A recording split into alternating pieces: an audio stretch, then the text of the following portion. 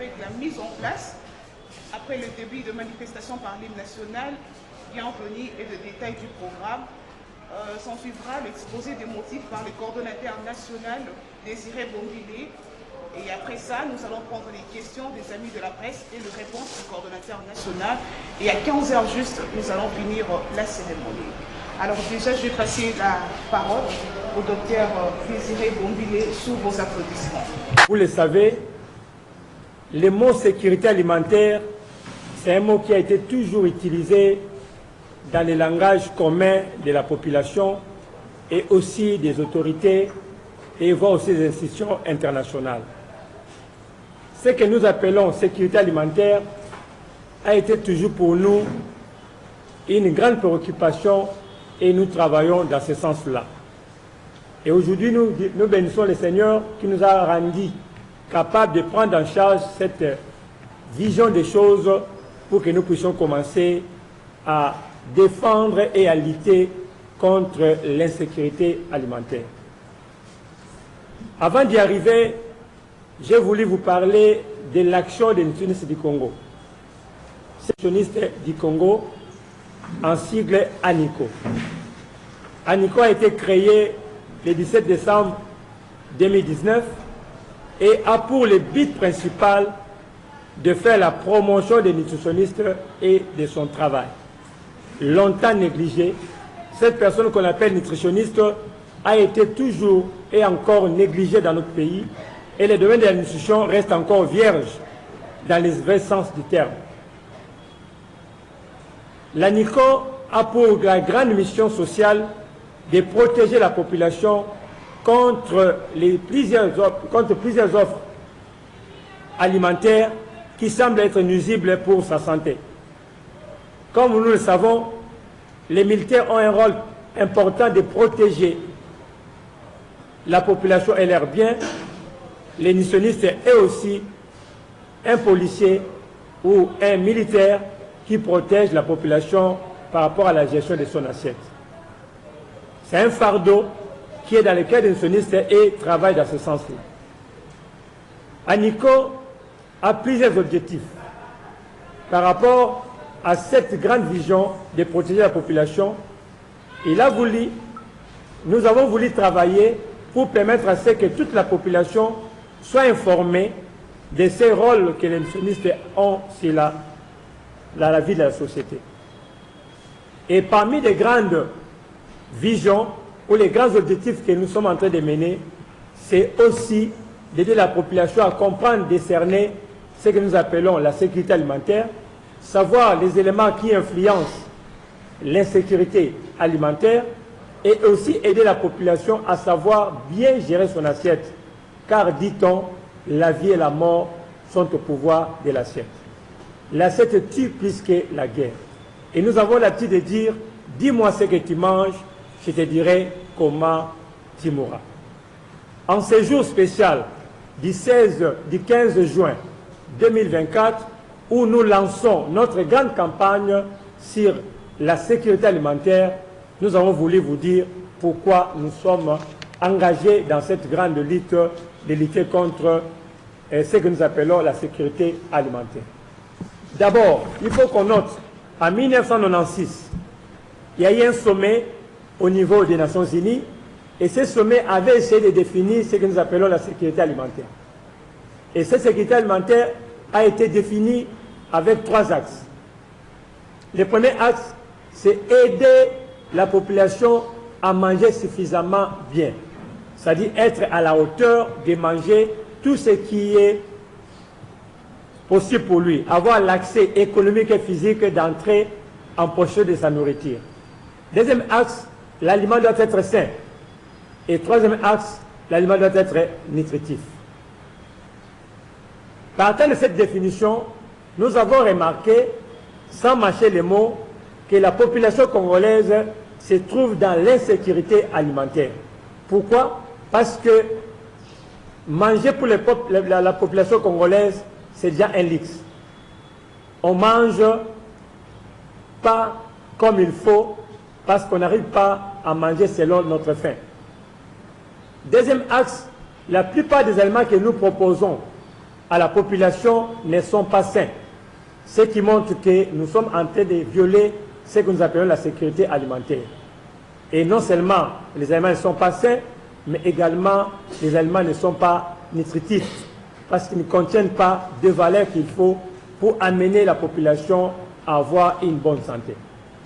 Alors, pour qu'il y ait la sécurité alimentaire, d'abord, il est demandé aux autorités de travailler dans la production locale en grande quantité pour faciliter cette population à travailler, à accéder facilement d'une manière économique et physique à ce que nous appelons l'alimentation. Il faut qu'il y ait une grande production locale, et dès qu'il y aura une grande production locale, il y aura en tout cas moins d'importation, et quand il y a moins d'importation, il y aura baisse des prix et la population pourrait manger à sa faim. Également, il faut qu'il soit mis au pied des services qui vont veiller à ce que les aliments soient sains et nutritifs. C'est-à-dire avoir une inspection qui va permettre à ce que tout celui qui présente à manger doit se rassurer que l'aliment est sain, et la population qui doit manger doit se rassurer également que ce qu'il doit manger est sain. Et pourquoi pas aussi des aliments qui doivent être nutritifs. Alors, dans cet aspect des choses, la part du gouvernement et celle de la production, également, de permettre à ce que la population puisse se retrouver, quand le gouvernement va s'investir, investir assez de moyens pour qu'il y ait une production abondante. Et la population, dans son côté, doit être éveillée, doit être conscient du danger dans son assiette. Alors, qui peut l'aider à savoir les dangers qui est dans son assiette? C'est un expert en matière des aliments qu'on appelle nutritionniste, qu'on a toujours négligé, qu'on a toujours malmené, étouffé. Nous avons dit assez.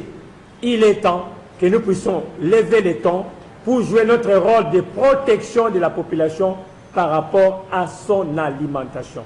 Nous avons dit, et nous le disons tout haut, que le temps est arrivé, l'heure a sonné, où la population doit se retrouver dans la mesure du possible dans la sécurité alimentaire. Et c'est notre travail de l'aider à en arriver. Et pour y arriver, nous avons prévu organiser toute une série d'activités que nous commençons avec la première dans cette grande campagne de sensibilisation. On va parler de l'insécurité alimentaire. Quels sont les objectifs prévus dans cette grande activité? Le premier objectif est aider la population à savoir définir ce que nous appelons la sécurité alimentaire. Cette notion doit être dans la bouche et dans la tête de la population. Nous allons présenter les éléments influents qui amènent l'insécurité alimentaire. On va présenter à la population les dangers de l'insalubrité et manque d'hygiène alimentaire. Également, nous allons montrer à la population les bienfaits et thérapeutiques des aliments, la consommation des fruits et des légumes. Nous allons aider la population à se prendre en charge aux premiers soins par des aliments et aussi montrer à la population les dangers des mauvaises combinaisons alimentaires. Nous allons montrer au public l'importance de suivre des formations d'élaboration de jus naturels qui vont nous aider à lutter contre des faux jus qui sont dans la population et qui dérangent sincèrement la santé de la population. Pour ce, nous avons ciblé d'abord les camps militaires et les camps des policiers. Après les camps des militaires et des policiers, où nous allons commencer déjà le travail en allant du 18 juin jusqu'au 28 juin, nous serons dans les différents camps, camp Lufungula, camp Kokolo, camp Tchachi, camp Kabila, ainsi que les camps Seka. Nous serons également dans les universités, où nous allons du 2 juillet au 11 juillet. Nous serons à l'université protestante du Congo, nous serons à l'université chrétienne de Kinshasa, nous serons à l'université libre de Kinshasa, ILK, nous serons à l'université pédagogique de Limete IPEN, nous serons à l'université catholique Cardinal Malula et l'université Révérend Kim. Nous allons également dans les marchés. Nous serons dans les marchés municipaux, marché des Igida, marché de Gambela, marché Selembao, marché de Matete et pourquoi pas marché de la Liberté. Là, ça sera du 12 juillet au 19 juillet. Nous allons passer à l'étape des partis politiques. Pourquoi nous avons ciblé les partis politiques? Nous savons que ceux qui gèrent des partis, ce sont des politiciens, ce sont des ministres, ce sont des mandataires, ainsi de suite. Nous avons voulu nous entretenir avec eux aussi, sensibiliser au niveau des partis politiques pour donner la matière à ces dirigeants pour qu'ils puissent s'associer à nous pour la lutte contre l'insécurité alimentaire. Quant à ces, nous serons à l'IDPS Tshisekedi, MLC, ACP, INC et alliés, AFDC et SID et Ensemble pour la République. Là, ça sera du 20 juillet au 27 juillet également. Alors, il y a beaucoup de partis politiques, ce qui est vrai, beaucoup d'universités, ce qui est vrai, mais nous avons ciblé en première édition, commencer avec ces éléments. Nous serons également dans les églises. Ça sera du 30 juillet au 16 août. Nous avons ciblé les églises cinquantenaires protestants, église de réveil ACK, catholique Notre-Dame de Lingwala, église protestante de CBFC Sala, armée d'Issali, église de La Borne, église de Mangembo, église Kimbangiste, église des Noirs en Afrique et église islamique. Là, on a essayé d'avoir la mesure possible chaque confession religieuse. Et nous avons également pensé aux institutions comme l'Assemblée nationale, l'Assemblée provinciale et les cabinets du chef de l'État. Nous savons qu'à l'Assemblée nationale, ce sont des gens qui décident sur les lois, c'est ceux qui adoptent des lois qui vont permettre à ce que la nation soit gérée. À cela, nous avons quelques lois, quelques propositions de loi que nous allons soumettre à nos parlementaires pour qu'ils puissent amener au fait l'objectif de ce travail. Alors, là, il y a des lois, par exemple, par rapport aux aliments importés. Il y a des lois qui sont déjà sur la table, par exemple, par rapport à la création, le fonctionnement de l'Ordre national des nutritionnistes. Et également, là, nous serons le 5 août à l'Assemblée provinciale, le 12 août à l'Assemblée nationale, et pourquoi pas le 19 août au cabinet des chefs de l'État. Et enfin, on va aller dans des places publiques où nous serons à la place Victoire, place commerciale limitée, gare centrale, Kitambo Magasin, également Super Lemba et Rond-Point Gaba. Et nous n'avons pas oublié nos élèves qui sont dans quelques écoles primaires et secondaires. On a ciblé Boboto Gombe, Cardinal Mosengo, Institut Lumumba, Saint-Xito Kingabwa et Institut pédagogique de Ngirngir. Ça, ce sont des échantillons que nous avons pu mettre pour permettre à ce que notre travail soit fait. Nous avons un grand regret. Le grand regret est celui de l'accompagnement. Ce qui est vrai. Si nous sommes arrivés aujourd'hui à lancer cette activité, nous lançons par la foi et par conviction. Parce que jusqu'à ce jour, nous n'avons bénéficié d'aucun rang de nos autorités et des partenaires que nous avons sollicités. Si nous sommes devant la presse aujourd'hui, c'est pour plaider également, demander aux gens de bonne volonté qui peuvent nous accompagner. Le travail est énorme. Sans financement, nous serons essoufflés. Sans financement, nous n'arriverons même pas. Raison pour laquelle nous demandons les gens de bonne volonté qui peuvent nous aider. Chers amis de presse, vous qui êtes venus aujourd'hui, vous avez manifesté votre volonté de nous accompagner. Je l'ai dit et je le répète, prenez ceci comme un fait social qui a besoin d'un accompagnement. Il vous arrive de publier, de diffuser des éléments que vous n'avez pas eu à bénéficier de l'argent, et pas c'est un fait social que vous avez pu donner. Ici, nous le disons devant la caméra, que nous n'avons bénéficié jusqu'à ce jour d'aucun franc congolais, ni des gouvernements, ni des partenaires qui ont promis de nous accompagner. Et nous tenons à aller, même sans ces financements, parce que nous croyons que pendant les 3 mois, il y aura des gens de bonne volonté qui vont nous accompagner. Ce qui est vrai, avec l'arrivée des nouveaux gouvernements, avec le départ de l'ancien, il s'est fait que pendant nos préparatifs, il y avait aussi vide dans la gestion du pays. Ce qui est fait que depuis le mois de mars, où nous avons commencé nos préparatifs, nos correspondances, il y a eu un vide, un silence à cause des manques de gouvernement en place. Ce qui sortait ne pouvait pas engager l'État, ce qui entrait n'était pas encore connu. Et depuis la nomination du Premier ministre le 1er avril, c'est après 72 jours qu'il a pu accéder à son pouvoir. Ce qui montre que les 72 jours, c'est aussi la période de préparation, ce qui a fait qu'on n'a pas pu bénéficier de ce soutien. Mais nous allons faire des lettres de rappel avec l'arrivée de nouveaux ministres pour que cela nous soit d'un grand bénéfice. Quand cela ne tienne, nous vous disons merci de nous accompagner dans ce grand travail. Nous avons lancé aujourd'hui cette activité et nous croyons que jusqu'au 15 septembre, nous serons avec vous, les amis de presse, pour que ce travail soit réellement fait. Je dis et je vous remercie. Mais aussi pour cette formidable initiative, celle qui est... Par rapport aux aliments périmés qui sont dans les supermarchés, malheureusement, c'est ça le problème. Comme nous l'avons dit, avec des aliments, comme nous l'avons dit, avec dans la sécurité alimentaire, il y a l'aspect, les aliments doivent être sains.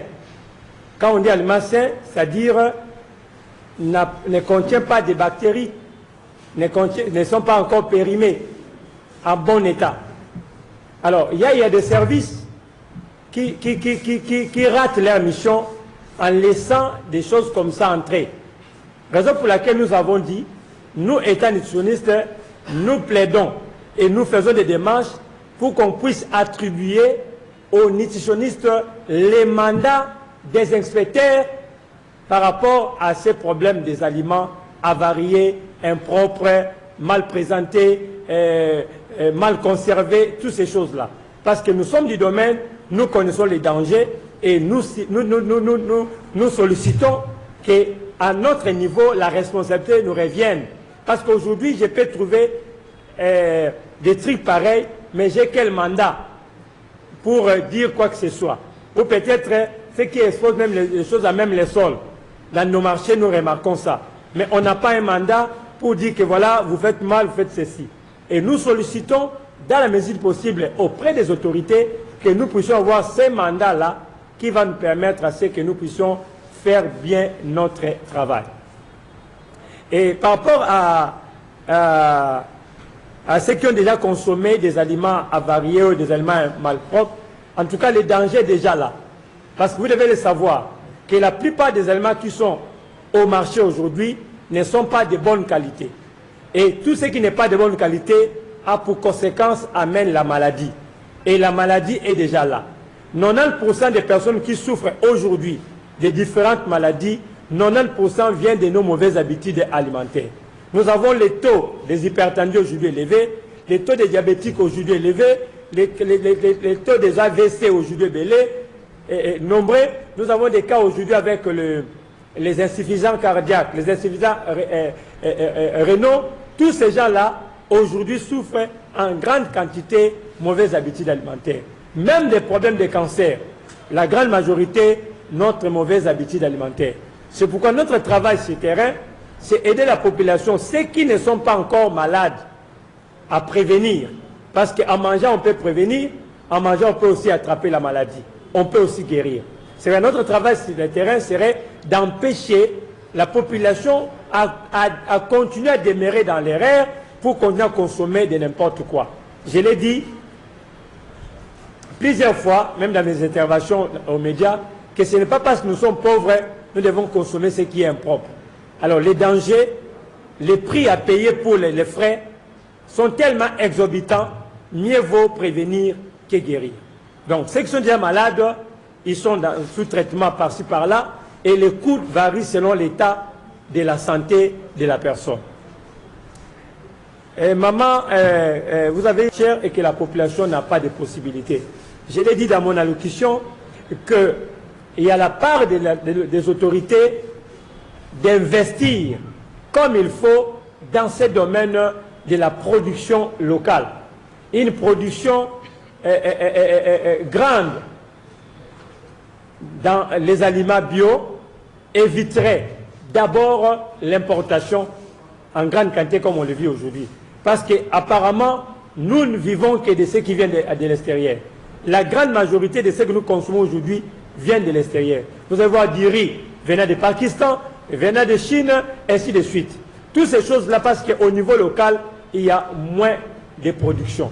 Vous avez remarqué avec moi que l'ancien ministre de l'économie est parti chercher maïs ailleurs. L'ancien ministre de l'économie est parti chercher les poissons ailleurs, pendant qu'on pouvait le faire ici chez nous. C'est ce que nous demandons aux autorités, d'une part, d'investir comme il faut pour la production en grande quantité au niveau local. Cela éviterait l'importation et cela permettra à la population de manger comme il faut. Le Congo a tout ce qu'il faut. La terre est là et on peut produire en quantité suffisante pour que la population soit nourrie. On ne se limite pas seulement au marché, aux écoles, aux universités, mais nous serons aussi dans les institutions. Nous avons ciblé l'Assemblée nationale, nous avons ciblé l'Assemblée provinciale, nous avons ciblé des partis politiques où il y a des décideurs qui sont là-bas. Nous avons ciblé également les cabinets chefs de l'État. Ce sont des décideurs et quand nous allons amener ces messages vers eux, peut-être ils vont comprendre et ils vont nous faciliter la tâche et eux aussi se mettront au travail pour résoudre les problèmes de la population. Nous avons écrit aux différentes autorités, ministre de l'Agriculture, ministre de l'Élevage, ministre de la Santé, ministre il y a à peu près 15 ministres on avait écrit. Tous ceux-là, on les a écrits parce qu'on sait qu'ils ont un mot à dire dans leur conseil des ministres. Ils ont une décision à faire par rapport à tout ce que nous avons fait comme plaidoirie. Merci beaucoup.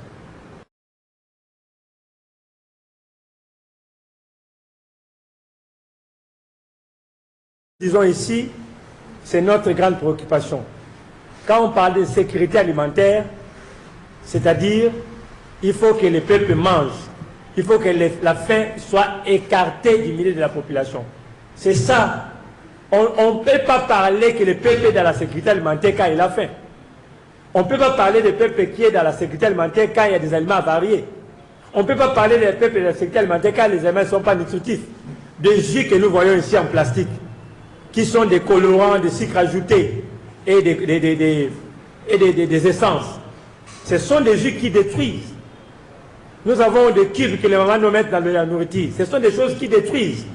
Et notre travail, ce n'est pas seulement que la population puisse se rassasier, mais manger des choses de qualité. Parce que la sécurité alimentaire, ça ne se limite pas seulement que les gens soient remplis, que les ventes soient remplies. Mais le problème, c'est qu'il faut que ce qui entre soit de bonne qualité. Soit de bonne qualité. Et le travail que nous faisons, c'est aider la population à ce niveau-là. Et notre démarche qui vient de commencer, je l'ai dit au début que nous sommes en train d'écrire une histoire d'admission au pays. Cette démarche qui a commencé aujourd'hui va s'étendre encore plus loin, même dans les fins fonds du pays. Et nous croyons, dans les jours qui viennent, que notre pays ne parlera plus de la faim. Notre pays va dépasser d'autres ennemis. Parce que c'est aussi honteux qu'on parle de la faim au Congo. C'est vraiment honteux de parler de la faim au Congo. En tout cas, la population congolaise ne doit pas souffrir de la faim. En tout cas, c'est inconcevable. C'est inconcevable. Mais ce sont des choses que nous sommes en train de travailler. Je sais qu'il y a aussi des efforts du côté des autorités qui sont en train de travailler. Et ensemble, nous sommes là pour les accompagner. D'abord parce que c'est eux nos premiers partenaires et nous croyons à l'œuvre de l'État, nous croyons à leur bonne volonté et nous savons que nos idées peuvent les être utiles pour que nous puissions amener notre population à quitter le monde de la faim. De la commune de Kalamou qui nous a donné cet espace, nous disons d'abord merci. Et au nom du ministère de la Santé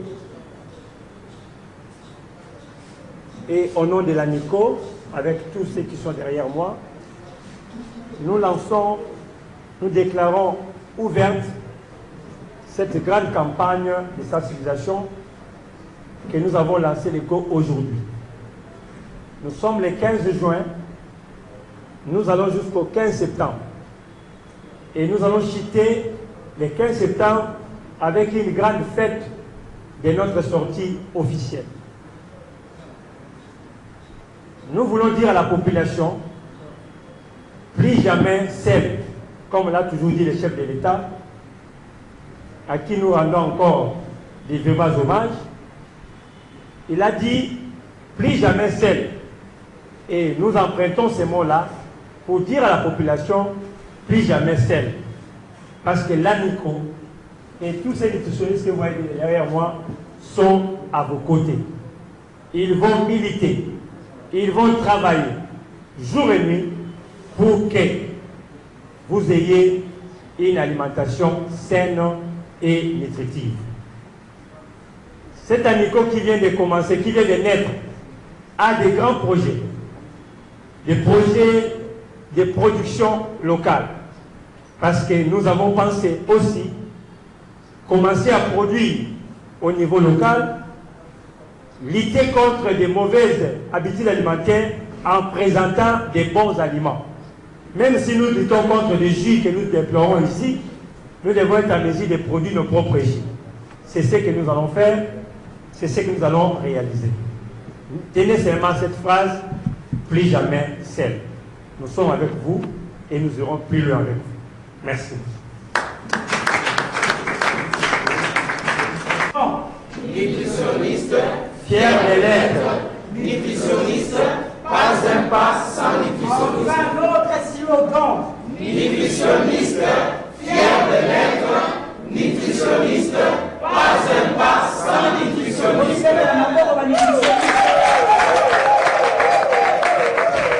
Montrons d'abord ce que nous avons prévu pour vous. Aussi thérapeutique.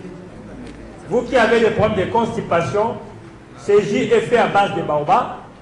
Vous allez voir, ça peut vous aider pour des cas de constipation et puis ça raffermit aussi l'énergie de votre corps. C'est fait à base de baobab. Et à votre dégustation. Merci.